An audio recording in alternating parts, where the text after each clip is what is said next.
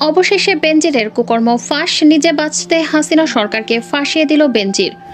হাসিনাকে মার্কিন যুক্তরাষ্ট্রের আলটিমেটাম, ৮ জুলাইয়ের মধ্যে সাংবিধানিকভাবে পদত্যাগের নির্দেশ। সবশেষে দেখবেন ২ বছরের জন্য জাতীয় সরকারের ফর্মুলা। মোটা বেনজির কি মহা গ্যাঞ্জামে পড়িছে, এই নিউজ দেখা মনে হইতেছে। না ভাই, কোনো গ্যাঞ্জামে পড়েনি, আপনাকে এনে সুক্কু দিচ্ছে আর কি। কাটাল রানী কিছু জিনিস কিন্তু দেখে, খুব মন দিয়ে দেখে। কি দেখে? ধরেন ছাত্রলীগ জয় বাংলা হয়েছে মোটরসাইকেল চালাইতে গিয়া, মানুষ খুশি। আওয়ামী লীগ মরিছে, মানুষ খুশি। তাই ওই নিজেই নিজের লোকেদের মধ্যে মারপিট লাগাই দেয় আর মানুষ খুশি।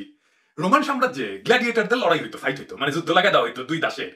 রোমে যে কলিসিয়াম আছে না, ওইটা প্রাচীন স্টেডিয়াম, যেখানে মানুষের সাথে মানুষের বা মানুষের সাথে পশুর লড়াই দেখানো হইতো।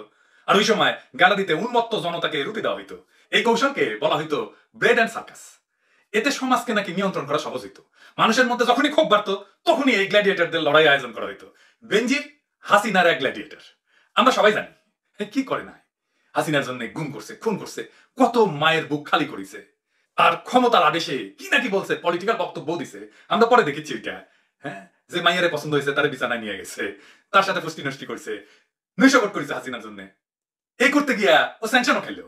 কিন্তু পুরান কুত্তা তো পুরান দাস, বয়স হয়েছে, এখন আর এটার কোনো ইউটিলিটি নাই, মানে এটার কোনো। প্রিয় দর্শক, আসসালামু আলাইকুম। নতুন আরেকটি ভিডিওতে আপনাদের জানাই স্বাগতম। আজকের এই ভিডিওতে আপনারা দেখতে চলেছেন বেনজির আহমেদের কারণে কিন্তু শেখ হাসিনা চরমভাবে ফেঁসে গেল। সেই সাথে কিন্তু যুক্তরাষ্ট্রের কারণেও শেখ হাসিনা বিশালভাবে ফেঁসে যেতে চলেছে। শুধু তাই নয় প্রিয় দর্শক বন্ধুরা, পিনাকি ভট্টাচার্য কিন্তু শেখ হাসিনাকে রীতিমতো ধুয়ে দিয়েছে। শেখ হাসিনার বিরুদ্ধে কিন্তু কিছু প্রমাণ সহকারে তোখার তথ্য দিয়েছে পিনাকি ভট্টাচার্য। সেই বিষয়গুলো আজকের এই ভিডিওতে আপনারা বিস্তারিত মাধ্যমে দেখতে পারবেন। প্রিয় দর্শক, তো বেশি কথা বলবো না, আপনাদের বিস্তারিত ভিডিওতে নিয়ে যাবো।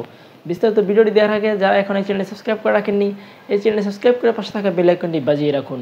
প্রিয় দর্শক বন্ধুরা, এই ভিডিওটিকে লাইক দিয়ে চলুন আমরা ধারাবাহিকভাবে সেই বিস্তারিত ভিডিওগুলো একের পর এক দেখে আসি। ওটা নিয়ে মাঠ গরম হইতেছে। এর সাথে সরকারি চাকরিতে আবেদনের বয়স সীমা 35 করার দাবিও যুক্ত হয়েছে। আমার অনেক ক্ষুদ্র ভ্রাতা কইছে যে দাদা এটা নিয়ে কথা বলেন। এরা একসাথে মাঠে নামার ঘোষণা দিয়েছে, ফলে এই ইস্যুতে আবারও মাঠ গরম হইতে যাইতেছে। যদিও বাংলাদেশে এমনিতেই কাঁঠাল পাকা গরমে আর গ্রামে উন্নয়নের প্রচন্ড জোয়ারে, মানে প্রচন্ড লোডশেডিং এ আপনারা আদাসদ্ধ অবস্থা দিন পার করতেছেন। এর মধ্যে কোটা নিয়ে নতুন কইরা মাঠ গরম হইয়া আবার গরম বেশি পড়ে কিনা সেটা আবার বড় কথা। যাই হোক, এই ঘটনায় অনেক ইন্টারেস্টিং বিষয় আছে। কি সেটা আসলে বুঝে নেই। তার আগে আজকে এক জাউরা নিয়ে আলাপ ছেড়ে নি। জাউরা এবং জাউরা প্রতিষ্ঠান। দেখেন সার্কাস। আপনার লাইফের প্রথম প্রেম যখন আমি ক্লাস 8-এ পড়ি তখন। সেই প্রেম যেটা ওয়ান সাইডেড, কখনো বলা হয়নি, আজকে তাকে আমাদের মাধ্যমে বলতে পারবেন। আচ্ছা, প্রেম লাইফ না সিঙ্গেল লাইফ, আপনার এক্সপেরিয়েন্সে কোনটা বেটার আপনার কাছে?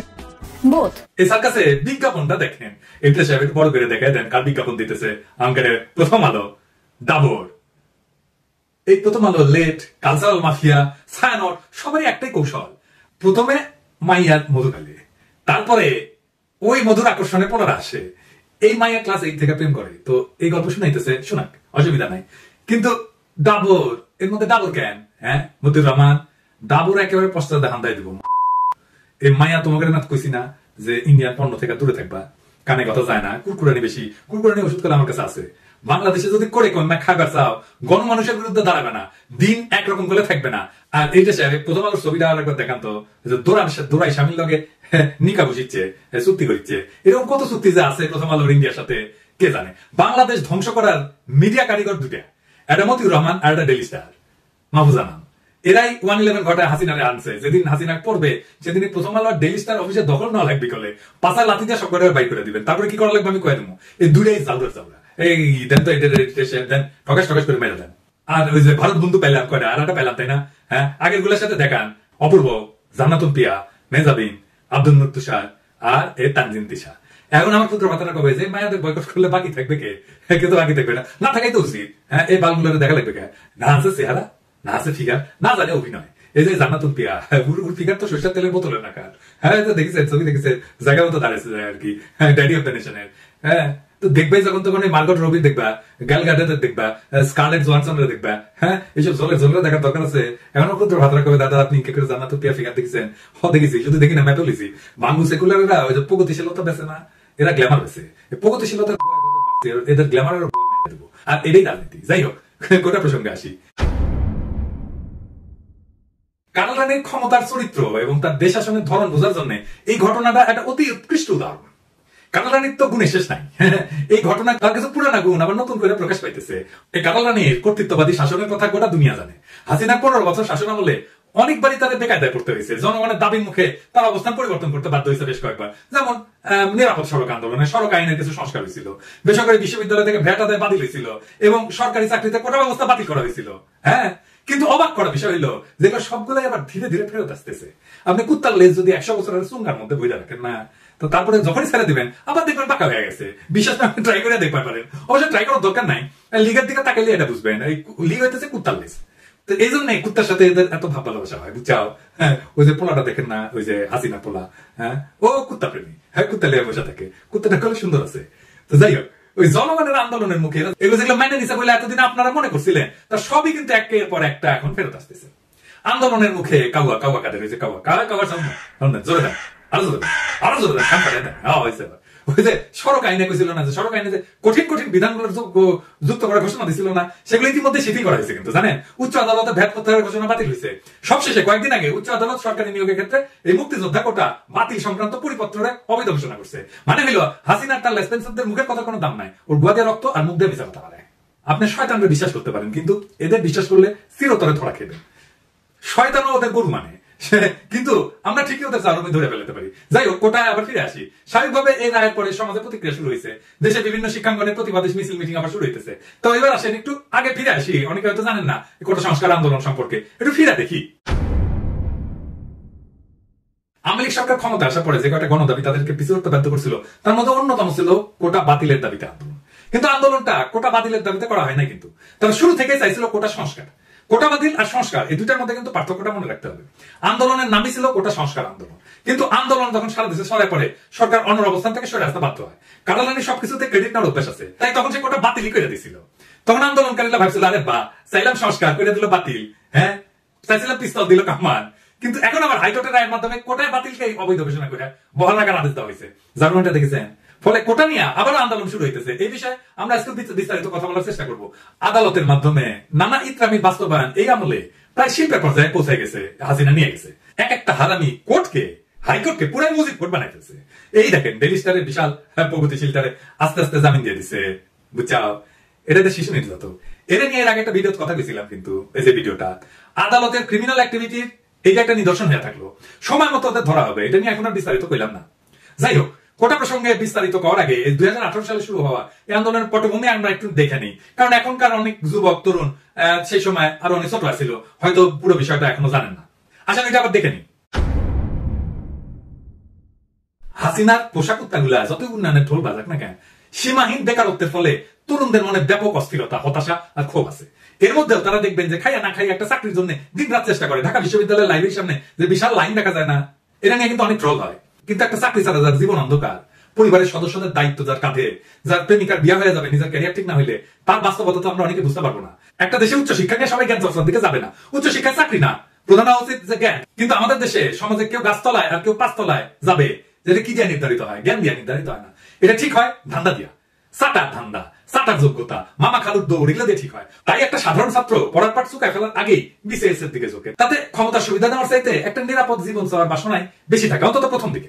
কিন্তু এই সরকারি চাকরি যখন গোপালী কোটার দ্বারা বন্টন করে দেওয়া হয় লিগেল লোকদের মধ্যে, তখন আসলে হতাশা হয় স্বাভাবিক। আর এই হতাশা থেকে যৌক্তিক একটা আন্দোলন শুরু করছিল সাধারণ ছাত্রছাত্রীরা। পরে সেই কোটা সংস্কার আন্দোলন দেশ জুড়ে শিক্ষার্থীদের মধ্যে বিস্তৃত হয়েছিল। বাংলাদেশের বেকারত্ব, বিশেষ করে শিক্ষিত বেকার, এটা বড় সমস্যা। প্রায় 4 কোটি তরুণ বেকারত্বের অভিশাপে নিপীড়িত। এই হতাশ তরুণদের আন্দোলন দমন করতে ছাত্রলীগের আক্রমণ, পুলিশের মামলা, নির্যাতন, আদালতের রিমান্ড এবং বিশ্ববিদ্যালয় প্রশাসনের নিপীড়ক বান্ধব অবস্থান গ্রহণে দিন দিন আন্দোলনকে আরো প্রবল করে তুলতে থাকে। এর সাথে যোগ হয়েছিল আন্দোলনকারী নারী শিক্ষার্থীদের উপরে যৌন আক্রমণ। শহীদ মিনারে ছাত্রলীগ একাধিকবার আক্রমণ করছে কোটার বিরুদ্ধে সংগঠিত হওয়া সাধারণ ছাত্রদের উপরে, এমনকি শিক্ষকরা তার হাত থেকে রক্ষা পায় নাই। যাই হোক, কোটা সংস্কার আন্দোলন বাংলাদেশের সব ধরনের চাকরির ক্ষেত্রে কোটার ভিত্তিতে নিয়োগের যে প্রচলিত ব্যবস্থা, সেইটা সংস্কারের দাবিতে সংগঠিত হয়েছিল এবং এটা দ্রুত সারা দেশে ছড়ায় পড়ছিল। 1972 সাল থেকে চালু হওয়া কোটা ব্যবস্থা সংস্কারের দাবিতে চাকরি প্রত্যাশী সাধারণ শিক্ষার্থীদের বাংলাদেশ সাধারণ ছাত্র অধিকার সংরক্ষণ পরিষদের নেতৃত্বে 2018 সালের জানুয়ারি থেকে ধারাবাহিকভাবে বিক্ষোভ এবং মানববন্ধন কর্মসূচি পালন করতে শুরু করে। অবশেষে লাগাতার আন্দোলনে শিক্ষার্থীদের অভূতপূর্ব অংশগ্রহণের ফলে প্রথম এবং দ্বিতীয় শ্রেণীর সরকারি চাকরিতে 46 বছর ধরে চলা কোটা ব্যবস্থা বাতিল ঘোষণা করতে বাধ্য হয় হাসিনা। চাকরিতে কোটা প্রবর্তনের পটভূমি যদি দেখি তাহলে দেখা যাচ্ছে বাংলাদেশ স্বাধীন হওয়ার পর সর্বপ্রথম 1972 সালে সরকারি চাকরির ক্ষেত্রে কোটা ব্যবস্থা প্রবর্তন করা হয়। সেই সময় মেধা তালিকার 20% বরাদ্দ রেখা 40% জেলা ভিত্তিক, 30% বাংলাদেশের স্বাধীনতা সংগ্রামে অংশগ্রহণকারী মুক্তিযোদ্ধা পরিবারের সদস্যদের জন্য এবং 10% যুদ্ধে ক্ষতিগ্রস্ত নারীদের জন্য বরাদ্দ দেওয়া হয়। ফলে এই মেধার অবমূল্যায়ন শুরু থেকেই ছিল, এটা দেখতে পাওয়া যাচ্ছে। কিন্তু কোটার মাধ্যমে কিভাবে বৈষম্য বাড়ানো হয়েছে আসেন সেটা একটু দেখি। যে তথ্য পাওয়া যাচ্ছে তাতে দেখা যাচ্ছে যে নিবন্ধিত মুক্তিযোদ্ধার সংখ্যা 2 থেকে 2.5 লাখ, অর্থাৎ 1000 মানুষের মধ্যে মুক্তিযোদ্ধার সংখ্যা 1.2 জন বা 1.5 জন, যা সমগ্র জনসংখ্যা 0.12 থেকে 0.15%। 0.12% মুক্তিযোদ্ধার জন্য কোটার পরিমাণ 30%, যা হাজারে রূপান্তর করলে দেখা যায় 1000 জনতার মাঝ থেকে 1 থেকে 1.5 বা 1.5 জন মুক্তিযোদ্ধার পরিবারের জন্য কোটার পরিমাণ 300। কিন্তু উল্টা দিকে মুক্তিযোদ্ধা নিয়ে আওয়ামী লীগের প্রচার করা প্রত্যেকটা জিনিস ভুয়া। মুক্তিযোদ্ধা শহীদের সংখ্যা ভুয়া, মুক্তিযোদ্ধার সংখ্যা ভুয়া। এই সংখ্যা তো ভূতের গল্পের রাক্ষসের মতো দিন দিন বাড়ে। এই বিষয়ে আমার বইতে আমার কিন্তু বিস্তারিত লিখছি। যাই হোক, বর্তমানে বাংলাদেশের বিভিন্ন সরকারি চাকরির ক্ষেত্রে 55% বেশি কোটা আছে, যার মধ্যে মুক্তিযোদ্ধা কোটা 30%, জেলা ভিত্তিক কোটা 10%, নারীদের জন্য 10% এবং ক্ষুদ্র নিগোষ্ঠীর জন্য 5%। তবে নিয়ম অনুসারে এই সমস্ত কোটার যোগ্য প্রার্থী না পাওয়া গেলে 1% প্রতিবন্ধীদের জন্য বরাদ্দের বিধান আছে। সংবিধান অনুসারে কোটা কিন্তু অসাংবিধানিক। কিভাবে? কারণ সংবিধানের 19-1, 29-1, 29-2 অনুচ্ছেদ সমূহে চাকরির ক্ষেত্রে সকল নাগরিকের সমান সুযোগের কথা বলা হয়েছে। এই পরিসংখ্যান থেকে সহজে বুঝতে পারা যাচ্ছে যে কোটা সংস্কার আন্দোলন কতটা ন্যায্য ছিল। আর এইটারে চেতনা বিরোধী বইলা সবাইকে জামাত শিবির ট্যাগ দিয়া অকথ্য নির্যাতনের লাইসেন্স দিছিল ছাত্রলীগকে। ডুগডুগি মতিয়া, ওই যে ডুগডুগি শব্দ দেন, হ্যাঁ তো কিন্তু মুজিবের চামড়া দিয়া ডুগডুগি বাজাতে চেয়েছিল। এই মতিয়া তাদেরকে রাজাকার বলে ঘোষণা দিছিল। এই আন্দোলন থেকে জন্ম হয়েছে গণ অধিকার পরিষদের, যার নেতা নুরুল হক নুরু। নুর হচ্ছে সাবেক ছাত্রলীগ নেতা এবং শেখ হাসিনাকে আমাদেরকে রাজনীতি শুরু করছিল। শুনে, আমি ছাত্রলীগের কর্মী ছিলাম না, শুধু ছোটখাটো একটা নেতাও ছিলাম, হলের পোস্টেড ছিলাম। 2.5 বছর বয়সে আমার মা মারা যায়, আর আমার ছোট ভাই এখানে এসেছে, ওর বয়স ছিল তখন 1 বছর। আমার মায়ের এটা আমি যতটুকু মনে করতে পারি, আর আজকে আমি মাননীয় প্রধানমন্ত্রী এতদিন টিভিতে আমি ওভাবে দেখতে পাইনি, কিন্তু আজকে দেখে আসলে আমার মনে হয়েছে যে তার মধ্যে আমার মায়ের চেহারাটা আমি কিছুটা দেখতে ছাত্রলীগ হিসেবে রাজনীতি শুরু করলে কোটার দাবিতে সোচ্চার হওয়ার পরে প্রায় নিয়মিত তাকে ছাত্রলীগের হাতে আক্রান্ত হইতে দেখা যেত।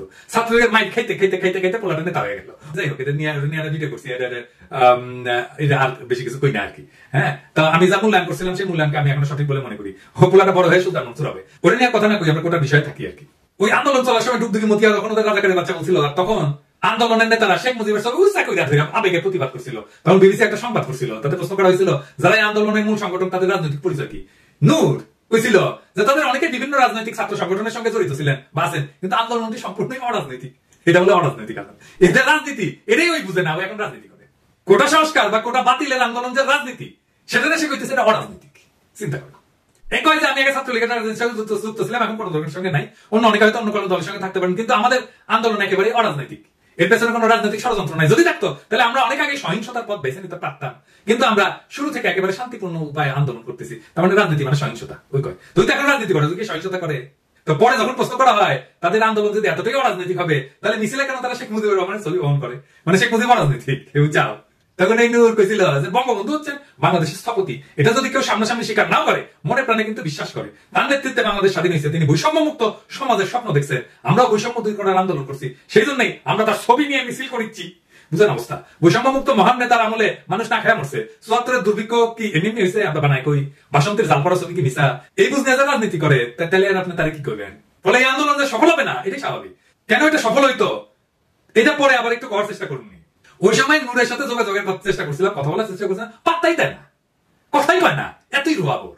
বিবিসি তখন লিখছিল, আমরা দেখেছি একটি রাজনৈতিক ইস্যুর আন্দোলনে ছাত্ররা রাজনৈতিক নেতা ছবি নিয়ে মিছিল করছেন। বাংলাদেশের ছাত্র আন্দোলনের ইতিহাসে এমন নদীর সম্ভবত এটাই প্রথম ছিল। শাহবাগে ছাত্রদের বড় বড় মিছিলগুলোতে সরকারি চাকরিতে কোটা ব্যবস্থার সংস্কার দাবি করা হয়েছিল। তাতে অনেকের হাতেই ছিল বাংলাদেশের স্বাধীনতা আন্দোলনের নেতা এবং প্রতিষ্ঠাতা রাষ্ট্রপতি শেখ মুজিবুর রহমানের ছবি। শুধু তাই না, আন্দোলনকারীদের মুখে শোনা যাচ্ছিল জয় বাংলা জয় বঙ্গবন্ধু স্লোগান, যেটি আসলে সচরাচর বাংলাদেশের ক্ষমতাসীন আওয়ামী লীগ এবং তাদের অনুসারী সংগঠনগুলো সমাবেশী শোনা যায়। যাই হোক, কোটা তো আবার ফিরে আসলো কিভাবে সেটা দেখি। 2018 সালের 4 অক্টোবর জনপ্রশাসন মন্ত্রণালয় সরকারি দপ্তর, স্বায়ত্তশাসিত, আধা স্বায়ত্তশাসিত প্রতিষ্ঠান, বিভিন্ন কর্পোরেশনে চাকরিতে সরাসরি নিয়োগের ক্ষেত্রে সরকারের বিদ্যমান কোটা পদ্ধতি সংশোধন করে পরিপত্র জারি করে। ওই পরিপত্রের বৈধতা চ্যালেঞ্জ করে 2021 সালে রিট করে চাকরি প্রত্যাশী এবং মুক্তিযোদ্ধার সন্তান ওহিদুল ইসলাম সহ 7 জন। আপনাদের হয়তো মনে আছে, কোটা সংস্কার আন্দোলন চলার সময় এই আন্দোলনের বিরুদ্ধে একটা অংশ সক্রিয় হয়ে ওঠে। বেগম মালিক, মুক্তজম মল্লিক, মুক্তিযুদ্ধের সন্তানদের বিভিন্ন সংগঠন নানা নাম ধরে কর্মসূচি দিতে থাকে। যাই হোক, আইনজীবী রাজু মিডিয়াকে বলে যে 2018 সালের পরিপত্র আইনগত কর্তৃত্ব বহির্ভূত এবং বাতিল ঘোষণার ফলে 9ম থেকে 13তম গ্রেডে 30% মুক্তিযোদ্ধা কোটা পুনর্বহাল হলো। এ বিষয়ে আমাদের আসিফ নজরুল ভাই এই কলাম লিখছেন। তাতে লিখছেন যে বাংলাদেশের সংবিধানের অন্যতম মূলনীতি হচ্ছে সাম্য, সুযোগের সমতা এবং বৈষম্যহীনতা। সমতার নীতি কিছু ক্ষেত্রে ব্যতিক্রম অনুমোদন করে প্রায়োগিক সমতা নিশ্চিত করার স্বার্থে। সমতার এই দর্শনের বিভিন্ন প্রকাশ আমাদের সংবিধানেও রয়েছে। যেমন সংবিধানের 29 অনুচ্ছেদে বলা আছে নাগরিকদের যে কোনো অনগ্রসর অংশ যাতে সরকারি চাকরিতে উপযুক্ত প্রতিনিধিত্ব লাভ করতে পারে সেজন্য বিশেষ বিধান প্রণয়ন করা যাবে। এই বিধান বলে নাগরিকদের অনগ্রসর অংশের জন্য সরকারি চাকরিতে কোটার বিধান করা অসাংবিধানিক হবে না। কোটা বিষয়ে সমাজের তীব্র অসন্তোষ শুরু হয়। কারা এই অনগ্রসর শ্রেণী, এর উপযুক্ত প্রতিনিধিত্ব মানে কি, এইসব প্রশ্ন। কোটা নিয়ে অতীত ও বিদ্যমান এই বিতর্ক মূলত মুক্তিযোদ্ধাদের এমনকি তাদের সন্তান নাতি নাতনিদের জন্য কোটার বিধান কেন্দ্রিক। মুক্তিযোদ্ধারা কি সমাজের অনগ্রসর অংশ, তিনি প্রশ্ন তুলছেন। এদেশের তৎকালীন এলিট পরিবারগুলো সহ সমাজের সর্বস্তরের মানুষ মুক্তিযুদ্ধ করছিলেন, তারা ঢালাও ভাবে অনগ্রসর হন কিভাবে, বা তারা কতটুকু সুবিধা পেতে পারেন, এটা একটা জরুরি প্রশ্ন। অন্যায় সুবিধা দেওয়া হলে মুক্তিযুদ্ধের প্রতি সম্মান মর্যাদা কোনটাই পারবে না, এটা আমরা সবাই মানি। তিনি বলেন এই কোটার এই আধিক্য সমাজের সীমাহীন বৈষম্য সৃষ্টি করেছিল। উদাহরণ হিসেবে উনি কয়েকটি উদাহরণ দিচ্ছেন। 2006 সালে সম্পন্ন হওয়া 25তম বিশেষ পরীক্ষায় মেধার ভিত্তিতে নিয়োগ পাইছিলেন প্রথম 228 জন, বাকিদের অযোগ্য ঘোষণা করে চাকরি দেওয়া হয়নি। অপরদিকে বিভিন্ন কোটার কল্যাণে 1611তম হয়ে পররাষ্ট্র মন্ত্রণালয়, 5104তম হয়ে প্রশাসন, 5377তম হয়ে কেউ কেউ পুলিশ ক্যাডারে চাকরি পাইছিলেন। আর একটা বিস্ময়কর বিষয় হলো এত ব্যাপক হারে কোটা যাদের জন্য সংরক্ষণ করা হয়েছিল তারা কোটা সমসংখ্যক পদে নিয়োগ পরীক্ষায় পাশও করেনি কখনো। এই কারণে 28তম থেকে 31তম বিসিএস এ 3162টা পদ শূন্য ছিল। অথচ সম্মিলিত মেধা তালিকার উপরের দিকে অবস্থান করে অনেকে চাকরি পান নাই। কোটা ব্যবস্থা পুনরায় চালুর বিবেচনা করতে গেলে সরকারকে অবশ্যই এই নৈরাজ্যকর চিত্রগুলো ভাবতে হবে। মুক্তিযোদ্ধার ভুয়া সার্টিফিকেট নিয়ে যারা বা যাদের সন্তানেরা চাকরিতে ঢুকেছেন তাদের সবাইকে চিহ্নিত করে বরখাস্ত করতে হবে। সরকারি চাকরির নিয়োগে সব ধরনের দুর্নীতি এবং স্বজনপ্রীতি কঠোরভাবে দূর করতে হবে। তো কেন এই ধরনের আন্দোলনের কোনো ভবিষ্যৎ নেই? কোটা আন্দোলন খুবই ন্যায্য, তাতে কোনো সন্দেহ নেই। কিন্তু কথা হলো এটা আপনি কার কাছে দাবি করতেছেন? একজন ফ্যাসিস্টের কাছে আপনি যখন আপনার অধিকার চাইবেন তখন তো সে নিজেকে আরো শক্তিশালী মনে করবে, সেটাই তো তার বৈধতার উৎস হয়ে যায়। এই আন্দোলন যখন চলে তখন বিরল হইলেও কেউ কেউ এটা বিরোধিতা করছিলেন, মানে এই ধরনের আন্দোলনের পরিণতি যে ভালো হবে না সেটা অনেকে বলছিলেন। এটাতে যে রাজনৈতিক মুক্তি আসবে না সেটাও বলছিলেন।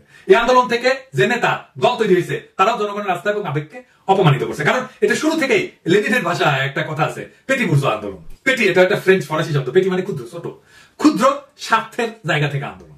এবং পেটি বুর্জোয়া আন্দোলন নিজের রুটির জন্য, নিজের স্বার্থের জন্য আন্দোলন, এইটা দিয়ে কোনোদিন রাজনৈতিক মুক্তি আসে না, আসতে পারে না, যদি না সেই আন্দোলনের সাথে মতাদর্শিক সংগ্রাম যুক্ত না হয়। এইটার মতাদর্শ ছিল আব্বাতন্ত্র। যার হাত ধরে বাংলাদেশে বৈষম্য শুরু হয়েছে সেই শেখ মুজিব হয়েছে সোহরাওয়ার্দী বডিগার্ড। তার ছবি বুকে নিয়ে কয় মুজিবের বাংলায় বৈষম্যের ঠাই নাই। কত বড় হারামি করা! আমাদের রাজনৈতিক মুক্তির সংগ্রামকে আগায় নিতে হবে। রাজনৈতিক ভাবে মুক্তি পাওয়া গেলে এই ধরনের আব্বাতন্ত্র, পিতৃতন্ত্র, মুজিবতন্ত্র এমনিতেই জয় বাংলা হয়ে যাবে।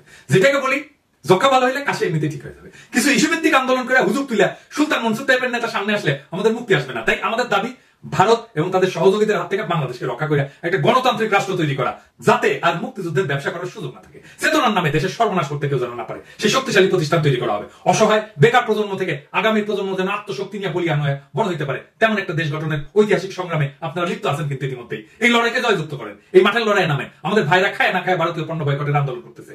হাতে মাঠে ঘাটে বাজারে ওদের সাথে যোগ দেন। ইন্ডিয়া দাঁড়াইলে হাসিনাও দাঁড়ানো যাবে। হাসিনা বিদায় করতে পারলে কোটা মোটা আমরা ডাস্টবিনে চলে ফেলবো। আর কোটায় যারা চাকরি পেয়েছে তাদের পাশে লাথি দিয়ে বের করে দেবো। সকলের জন্য সামনের রাষ্ট্র আমরা গড়ে তুলবো। সেই দিনকে আসেন আমরা বাস্তব করে তুলি। তাছাড়া যতই আন্দোলন করেন কোনো লাভ হবে না, সাময়িক ভাবে পিছু হটবে, তারপর কুত্তা হাসিনার লেজ আবার বাঁকা হয়ে যাবে। তাই আসেন ওই কুত্তাটাকে সটাই। প্রিয় দেশবাসী, শুরু থেকে শেষ পর্যন্ত যারা এই ভিডিওটি দেখেছেন সকলকে জানাই অসংখ্য ধন্যবাদ। যারা এরকম নিউজ ভিডিও পেতে পছন্দ করেন তারা অবশ্যই এই চ্যানেলটি সাবস্ক্রাইব করে পাশে থাকা বেল আইকনটি বাজিয়ে দিবেন। যারা এখন এই ভিডিওটি শেয়ার করেননি এই ভিডিওটি দ্রুত শেয়ার করে সকলকে দেখার সুযোগ করে দিন। আজকের মতন এই পর্যন্ত, দেখা হচ্ছে পরবর্তী কোনো ভিডিও নিয়ে ইনশাল্লাহ।